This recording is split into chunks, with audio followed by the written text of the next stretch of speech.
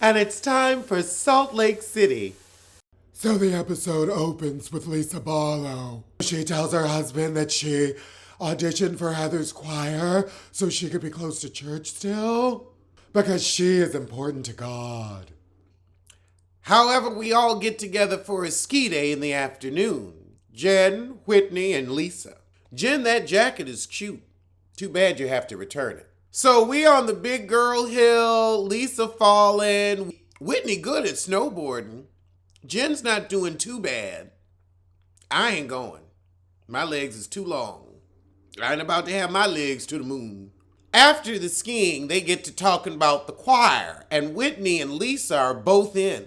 Well, Jen will be in the Who Scowl. Whitney says, but the last time I saw her, she kicked me out. Jen's like, wait, Whitney's defending Lisa to Heather, and Heather kicking Whitney out? The world's gone topsy-turvy. Lisa says, well, Heather's just upset because her life is a house of cards built of lies. And if one lie falls, everything comes tumbling down. That's why she's so mad at us, because we're saying that's not true.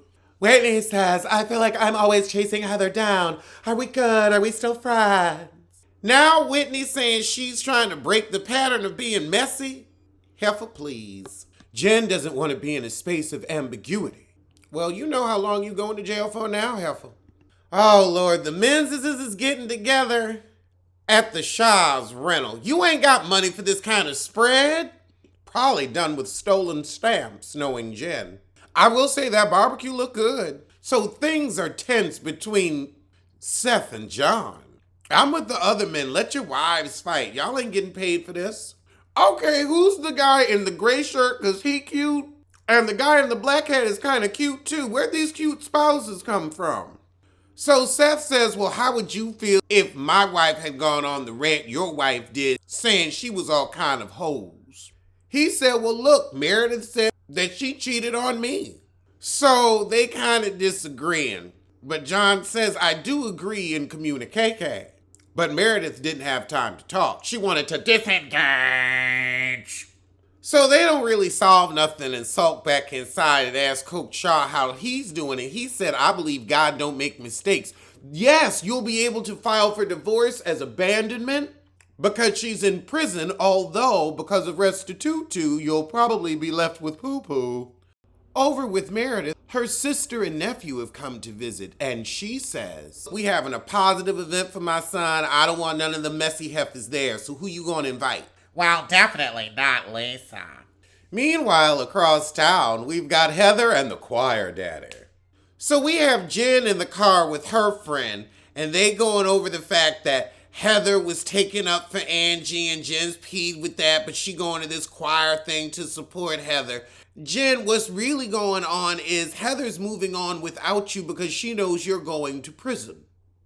So she ain't gonna fight over you no more because ain't nothing to fight for.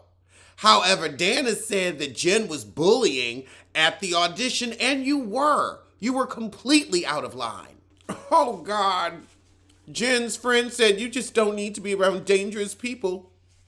Jen is the dangerous person. She's a thief. Okay, so we at choir rehearsal and Whitney shows up. She looks great. So the gang's all here, Lisa Barlow. So before we can even get to singing, Police is telling Heather, I want to be here to support you, and that's why I showed up.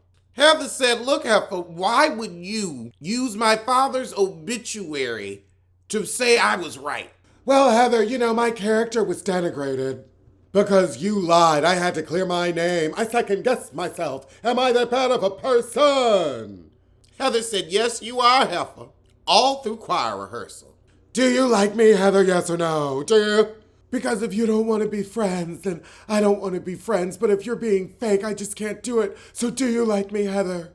Heather's like, I'm willing to start with a clean slate. Then you're being fake. You have to see it from my side, with my denigrated character. Heather said, oh, you trying to put the facts aside and focus on the feelings. But the look on Heather's face when Lisa asked, do you like me? She was like, the Christian in me says I should, but I don't. Heather said, Lisa, you've created this space that made us not good. I've never wanted it. That's not true. Yes, it is, Lisa. You came on the show a hating heifer. Pepperidge Farm remembers. Across the room, Jen gets an apology from Angie Harrington, and Angie says, my husband will publicly apologize too, so Jen's cool. She was just collateral damage, like the old people she defrauded. Jen gonna say, I don't like living in this space. Well, don't worry. I'd like living in this space if I were you, because you really gonna hate living in prison. But back with Lisa, she said there's a lot of lies being said about me. A lot of truths, too. Why would Whitney make it up that you and her were talking about me with Angie Harrington about my hoo-ha for the hooch? Let's bring Whitney over. And Whitney come over and she's like, Heather's choosing to conveniently forget or genuinely forget what's actually happened. But if that's her truth. Lisa said, well, is that an easy place for you to go? When you called me about the auditions, you said, I don't even remember. You just forget. Whitney said, well, why am I here? I mean, you pushed me out of your house when I defended Lisa. Heather's like, I forgot we got into a fight because you weren't saying anything. I just thought it was shit for the show.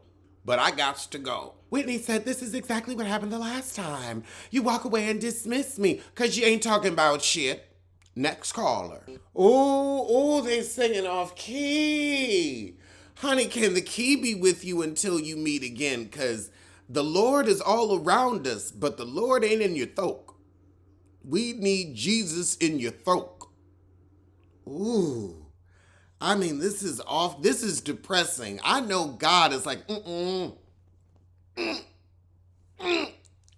After the commercial break with Meredith, Dana stops by.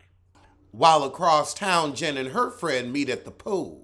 So Jen is taking everybody to San Diego with her stolen funds. So they call and invite Meredith to the trip, and Meredith says, oh, I've got Dana here. Who's all going on the trip? Jen is stunned. So Jen says, don't call me a bully, bitch, because that's not what happened. Dana said, I don't tolerate that kind of talk. Meredith is trying to calm them down, and Jen hangs up. We're done, Dana. We're done.